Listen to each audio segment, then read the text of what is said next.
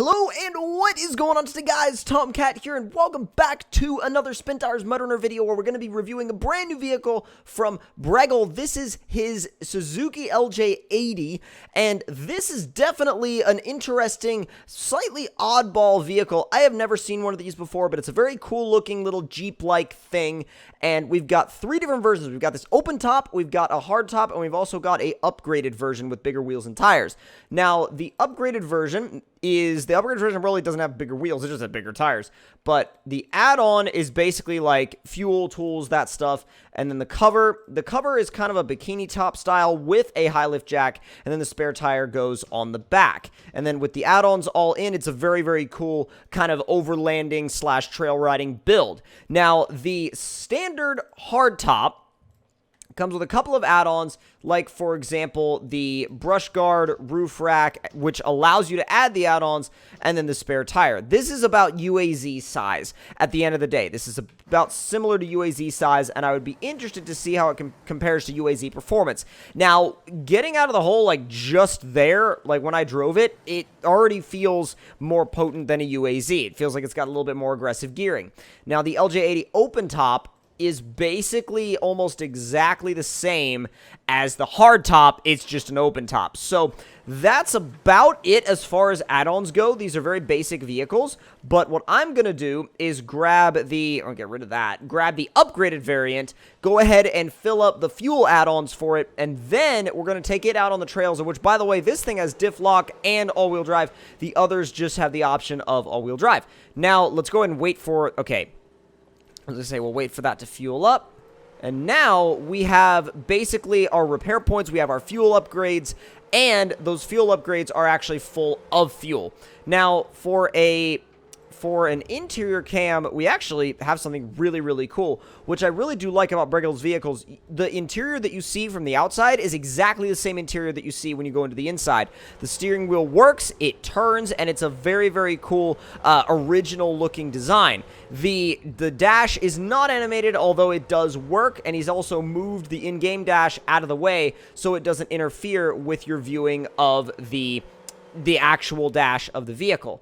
Now, as far as mud goes, we're going to go ahead and test it out over here, and it looks like this particular map has a bit of an issue with mud because it's not quite rendering fully when we drive across it. It looks like it's just kind of there, but I mean, that's just the way it is with some of these maps sometimes. I mean, some of the time the maps just don't really render the mud properly, and that's no fault of the vehicle. That's just sometimes what happens with the maps in these games, or well, I should say this game. Now, it is a little bit in a bad way right now, so let's go ahead and repair it. So we've got 157 repair points remaining, and those repair points will be, honestly, they'll probably be used for kind of whatever we decide to do with the vehicle, or really they'll be used for whatever ends up happening throughout the course of this video.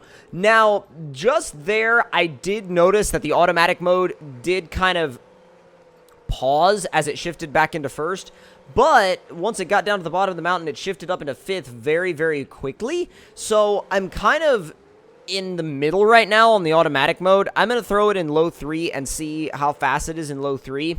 It's very slow. Let's see how it is in high. Oh, that is one hell of a dip. That's an insane dip right there. You can roll over in that if you're not careful. High is not very fast. Okay, so it's not actually very fast at all.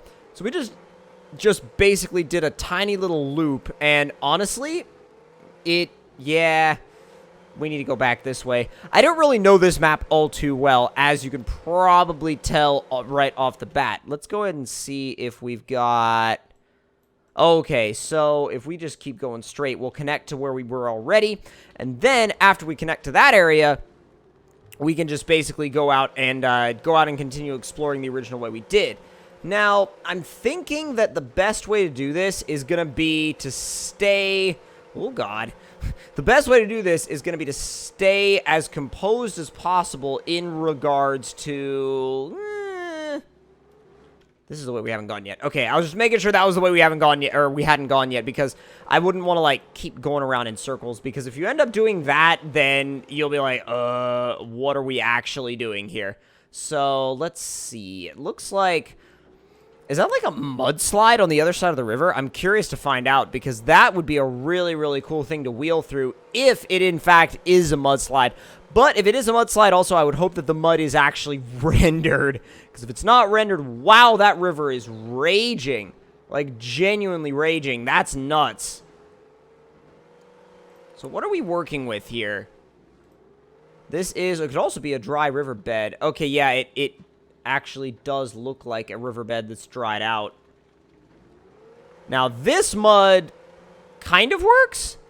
It's like we're hovering over it. Basically, what it does is it glitches into the ground, and it's very weird. And some maps do it. Not a lot of maps do it anymore, but some maps still do it, and I don't know why they do it. It's one of those weird mysteries to me. I'm sure there are map makers out there that will know exactly why they're doing that, but for me, did I just go in another circle?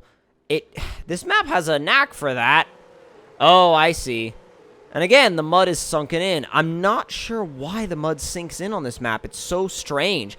It doesn't actually make sense to me as to why, but again, I'm sure that there are map makers out there that could, that could speak to it, but I mean, I will say though that this vehicle has not been upset by any of the mud so far. It also hasn't been upset by any of the rocks or the water. I mean, okay, so it does take a long pause to shift back into first, but other than that, it seems really good. Seems to take it really well as well. Let's put it up in high and see how it does through these through this kind of like sinking terrain.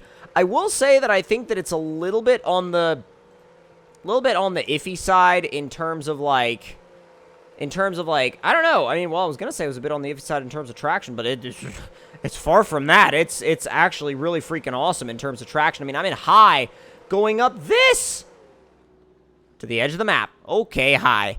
So that ended up being, let's see how it does in terms of balance. Very top heavy. I mean, as I would expect from like a small, short wheelbase, Suzuki, but still, it does really well.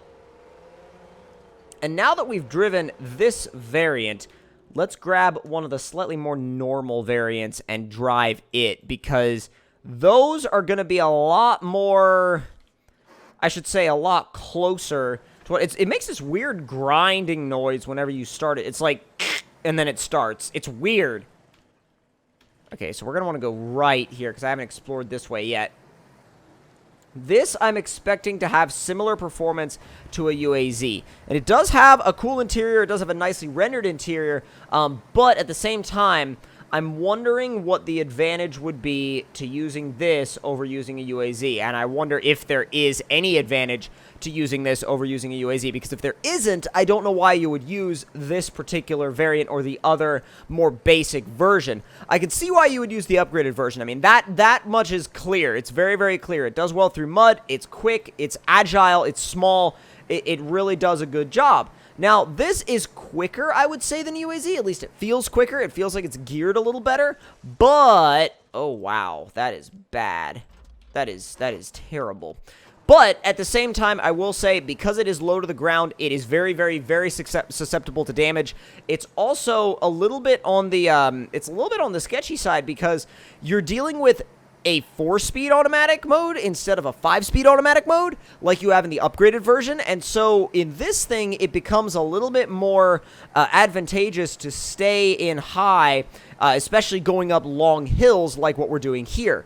And I think that the long run long run usage of this thing is gonna tell the whole story about what exactly it would be best for. But as far as it sits right now, I'm thinking that the best use for this thing is going to be in, I think, really just scouting maps, and also if you want to use a really realistic vehicle, because I will give it to this thing. It is realistic. It's not, some go out and conquer everything in one blow type vehicle. It's definitely one where you have to use your brain, you have to use your head, and you will get stuck on stuff. It's not some, like I said, it's not some, cheat code vehicle where you go out and suddenly you're like the king of the map.